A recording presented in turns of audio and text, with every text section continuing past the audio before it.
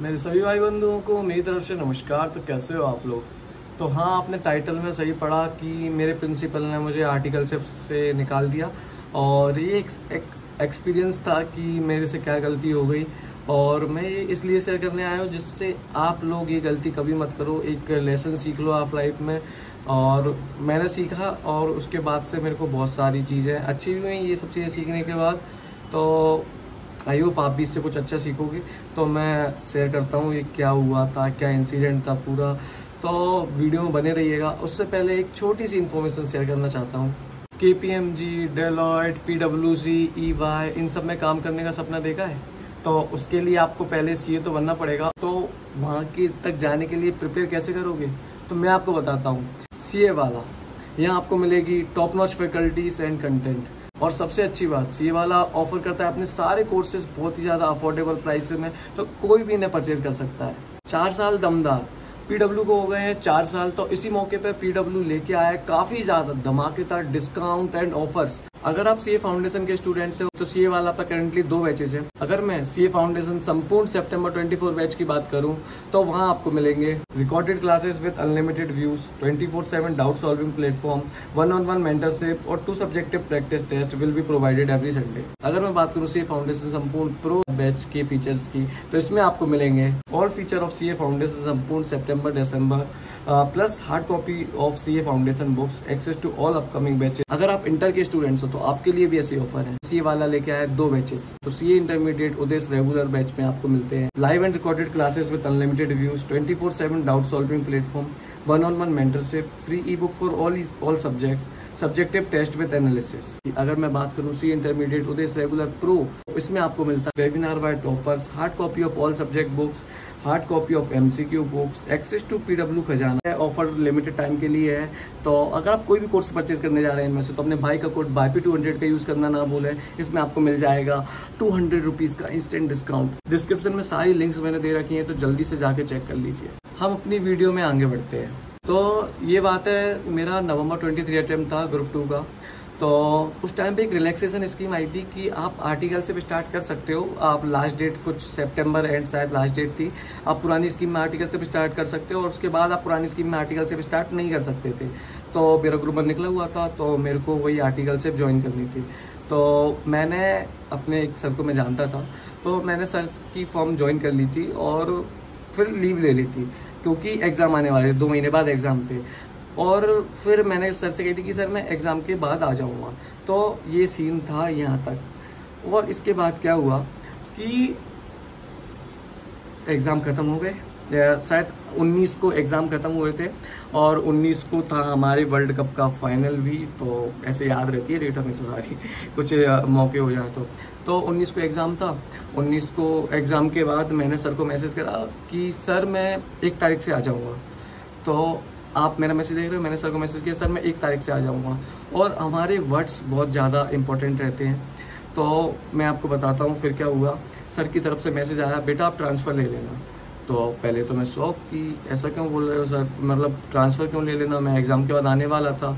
तो ये चीज़ पहले मेरे को लगी कि यार क्यों हुआ ऐसा यार, मतलब क्यों सर ऐसे ट्रांसफ़र लेने के लिए क्यों कह रहे हैं।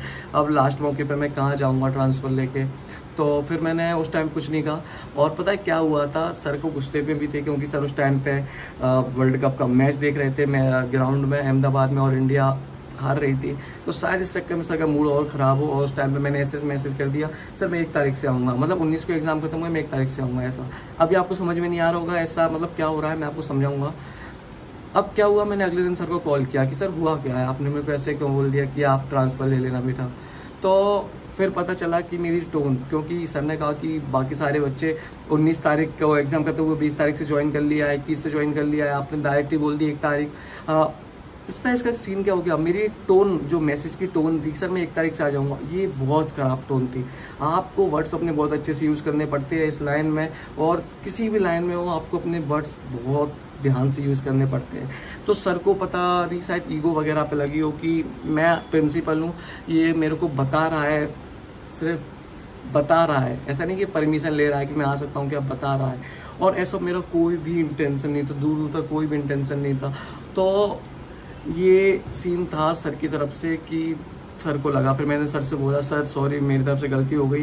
सर ने 22 या 23 को कॉल किया था, तो मैंने बोला सर मैं अगले दिन ही से ज्वाइन कर लूँगा और आप ऐसा मतलब नाराज़ मत होइए, मैं ज्वाइन कर लेता हूँ दोबारा, अब मैं अच्छे से काम करूँगा पूरा ये सब। तो सर ने बोला बेटा एक लाइफ टाइम का लेसन है तुम्हारे लिए, और अभी तुम ये लेसन सीख लोगे तो आगे ये सब गलतियाँ नहीं करोगे, आगे ध्यान रखोगे इन सब चीज़ों का। तो मेरे को भी लगा था यार गलती तो हो गई। फिर मैंने हालांकि दूसरी फर्म में ट्रांसफ़र लेके ज्वाइन कर ली थी। सर की तरफ से भी बहुत पॉजिटिव रिस्पांस था।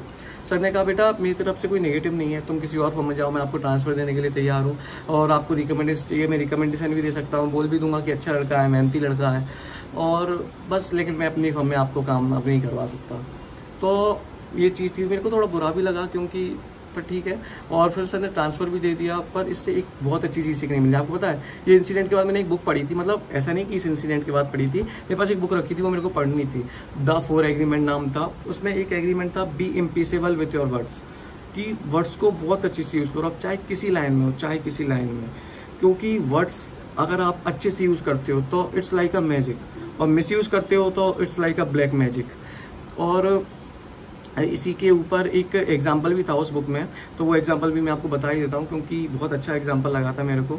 एक मम्मी थी, मतलब माँ थी एक लड़की की, तो वो घर आई होगी बहुत सारा काम वगैरह करके, और तो क्या हुआ कि उनका जो भी बच्चा था, लड़का या लड़की थी वो मुझे इतना अच्छे से याद नहीं है, तो वो गाना गा रहा था। तो बहुत मतलब ऐसे मतलब बहुत छोटे रहते हैं तो कैसे भी गाना गाते हैं, ऐसे सुर वगैरह तो देखते नहीं है। तो उसकी मम्मी बहुत फ्रस्ट्रेटेड थी उस टाइम पे, काम वगैरह करके आई होंगी, तो उनने उस पर चिल्ला दिया कि ये बेसुरी सी आवाज़ लेके चला जाए यहाँ से, चली जाए यहाँ से, और यहाँ पर मत गा। तो हमने तो गुस्से में ये वर्ड्स यूज़ कर लिए, हमें नहीं पता चला कि क्या हमें वर्ड्स यूज़ करने चाहिए थे, क्योंकि हम गुस्सा होता है ना तो हम नहीं सोचते हम क्या वर्ड्स यूज़ करें। बहुत सारे इंसिडेंट हुए मेरी लाइफ में जब मैंने गुस्से में ऐसे वर्ड्स यूज़ कर लिए जो मुझे नहीं करने चाहिए थे, उसकी वजह से सारी चीज़ें बिगड़ गई, सारी चीज़ें। और ये चीज़ मैंने बहुत सीख लिया कि हमें अपने वर्ड्स हमेशा ध्यान से यूज़ करने चाहिए। तो उस एग्जांपल में क्या हुआ कि अब वो लड़की को कभी भी कोई भी गाने के लिए बोलता था कहीं पे, तो उसके दिमाग में एक ही चीज़ आ जाती थी कि यार मैं बहुत बेसुरा गाती हूँ, मेरी मम्मी ने मेरे से ये कहा था। तो ये चीज़ आप देख रहे हो, उसकी मम्मी ने ये सोच के तो नहीं कहा था ना, कोई अपने बच्चे के बारे में ऐसा नहीं बोलता, तो सिर्फ गुस्सा था, लेकिन किसी के दिमाग में ये छपी ना। हम कई बार गुस्से में होते हैं ना, हम कुछ भी बोल देते हैं, और सामने वाले को ये नहीं सोचते सामने वाले को क्या लग रहा होगा। सामने वाला नहीं भूलता ये सब चीज़ें, भले ना ये चीज़ समझता है कि आप गुस्से में हो, आपका ऐसा कोई इंटेंशन नहीं था, ये सब चीज़ें होती हैं। और यही चीज़ मेरे केस में भी हुआ, मैंने बोल दिया, ये वर्ड्स बोल दिए, मैंने ध्यान नहीं किया कि मेरे को ऐसे नहीं बोलना चाहिए और अच्छे से बोलना चाहिए था, तो ये चीज़ बिगाड़ देती है। ये चीज़ें मैं आपके लिए बहुत बड़ा लेसन है, आपको अपने वर्ड्स यूज़ कर रहे हो ना तो बिल्कुल प्रॉपरली किससे कैसे बात करनी चाहिए, ये चीज़ ध्यान रखा करो। जब गुस्से में हो तो उस टाइम पर कभी लड़ाई मतलब बोलो ही मत करो ज़्यादा, क्योंकि उस टाइम में हमेशा ख़राब चीज़ें निकलती हैं, वो लड़ाई करवा देती हैं। तो ये सिर्फ मेरा एक लेसन था लाइफ का, तो मैंने सोचा क्यों ना आपके साथ शेयर किया जाए। तो आई होप आपको वीडियो पसंद आई होगी। अगर आपको इससे कुछ भी सीखने मिला है ना तो कमेंट करना कि क्या आपको सीखने मिला। और तो थैंक यू सो मच यार वीडियो देखने के लिए। ऐसी वीडियो मैं लाता रहूँगा अगर आप कमेंट करोगी, हाँ भाई ऐसे एक्सपीरियंसेस की वीडियो लाते रहा करो। और बाकी थैंक यू सो मच यार वीडियो देखने के लिए, धन्यवाद।